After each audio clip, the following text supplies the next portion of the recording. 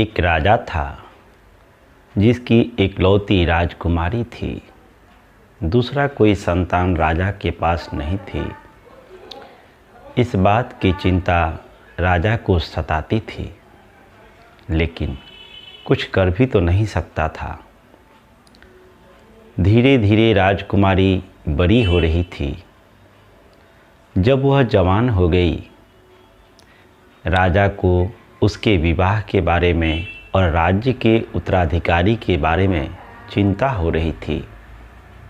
राजा सोचता था कि कोई ऐसा योग्य व्यक्ति से राजकुमारी का विवाह हो जो राज्य का उत्तराधिकारी बन सके, लेकिन उसकी नज़र में कोई योग्य व्यक्ति दिखाई नहीं दे रहा था। एक दिन मंत्री को बुलाकर राजा कहता है कि कल इस राज्य में जो सबसे पहले प्रवेश करेगा उसी से राजकुमारी का विवाह होगा। इस बात को सुन मंत्री आग्रह करता है कि महाराज, यह बात अति गंभीर है, एक बार आप पुनः इस पर विचार कर लें। राजा कहता है कि यह मेरा अंतिम निर्णय है। कल जो राज्य में प्रथम प्रवेश करेगा, राजकुमारी का विवाह उसी से होगा और उसके बाद मैं संन्यास ले लूँगा। राजा के इस विचार को सुन मंत्री फिर कुछ न बोला और पहरेदार को आदेश दिया कि राज्य के मुख्य द्वार से जो प्रथम प्रवेश करे उसको राजा के सामने प्रस्तुत किया जाए। संयोग से दूसरे दिन सुबह में एक व्यक्ति को पहरेदारों पकड़ कर लाए। वह व्यक्ति एक भिखारी था। जगह जगह पर उसके कपड़े फटे हुए थे, कपड़े से दुर्गंध आ रहे थे। राजा के सामने जब उस भिखारी को लाया गया तो राजा कुछ देर के लिए सोच में पड़ गया, लेकिन पुनः वह कहता है कि इसका निर्णय तो हमने ही किया है, इसे ले जाओ, नहलाओ धुलाओ और राजसी वस्त्र पहनाकर मेरे सामने लाओ। उस भिखारी को सैनिक ले गए, उसे नहलाए धुलाए और राजसी वस्त्र पहनाकर राजा के सामने लाए। राजा अपने प्रस्ताव के अनुसार उस भिखारी से राजकुमारी का विवाह करवाए और उस भिखारी को कहते हैं कि देखो, अब तुम इस राज्य का उत्तराधिकारी हो। इस राज्य का विकास और विनाश तुम्हारे हाथ में है।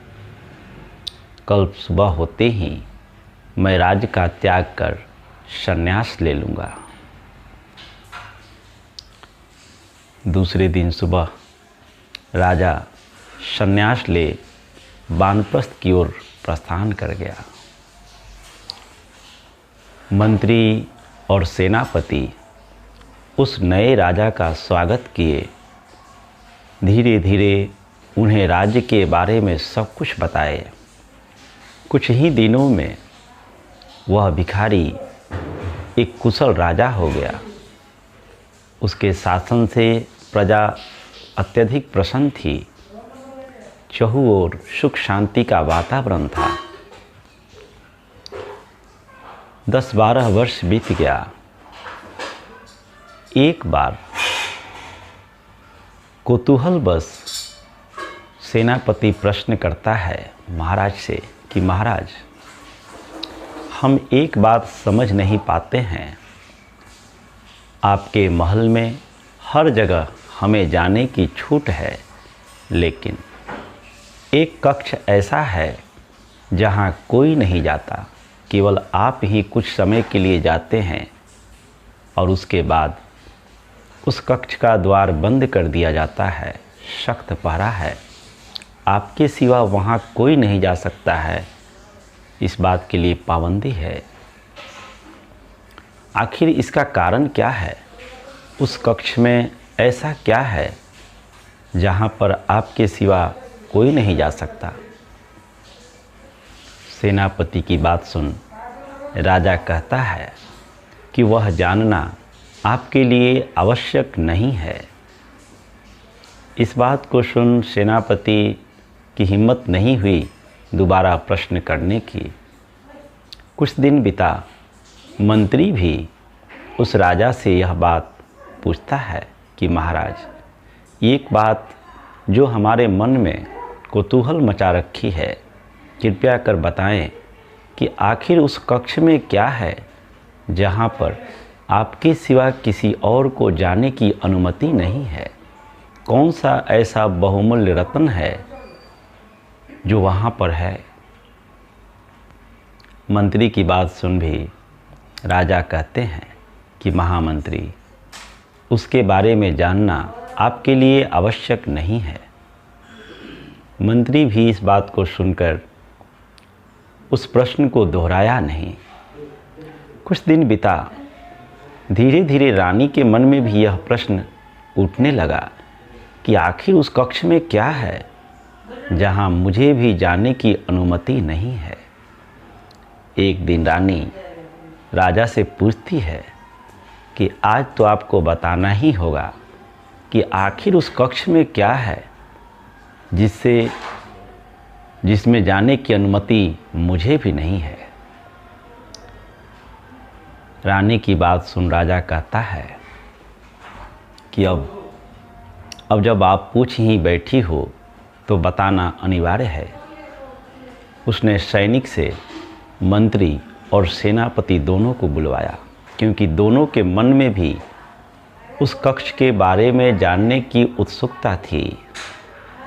मंत्री, सेनापति और रानी के साथ वह उस कक्ष में पहुंचा। जब तीनों उस कक्ष में पहुंचे तो तीनों को देखकर आश्चर्य होने लगी कि उस कक्ष में कुछ भी नहीं था, सिवाय एक फटे पुराने कपड़े के सिवा कुछ भी नहीं था। जिस समय वह भिखारी राज्य में आया था, जो कपड़ा वो पहना हुआ था, उसके सिवा दूसरा कोई वस्त्र, दूसरा कुछ भी नहीं था। मंत्री, सेनापति और रानी उस भवन को देखकर सोच में पड़ गए।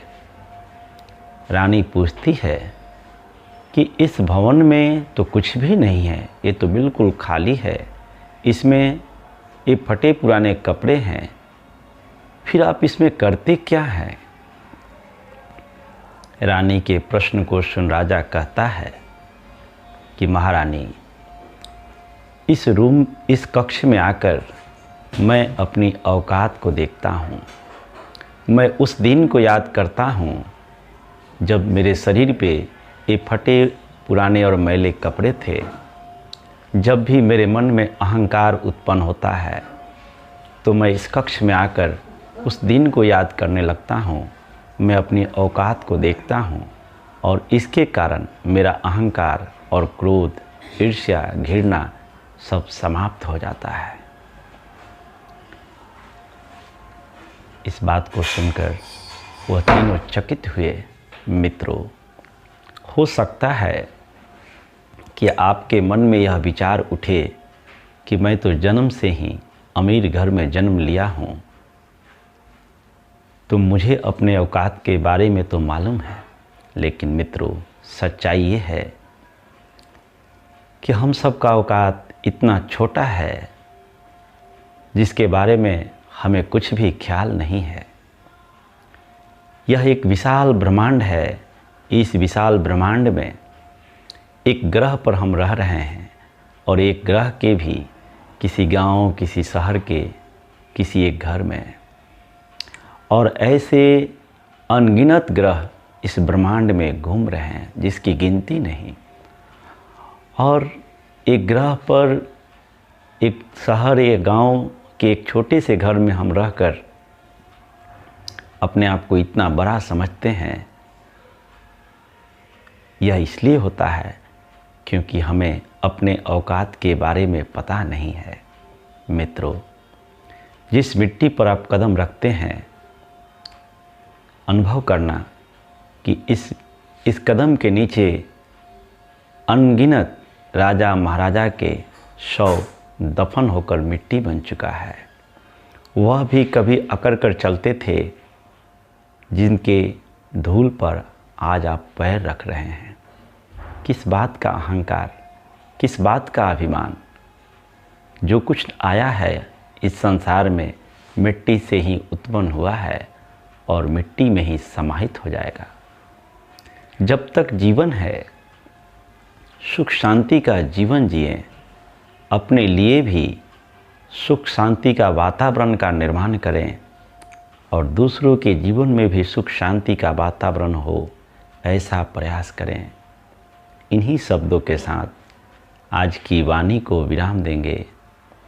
आप सबका मंगल हो, सबका कल्याण हो, सबका भला हो।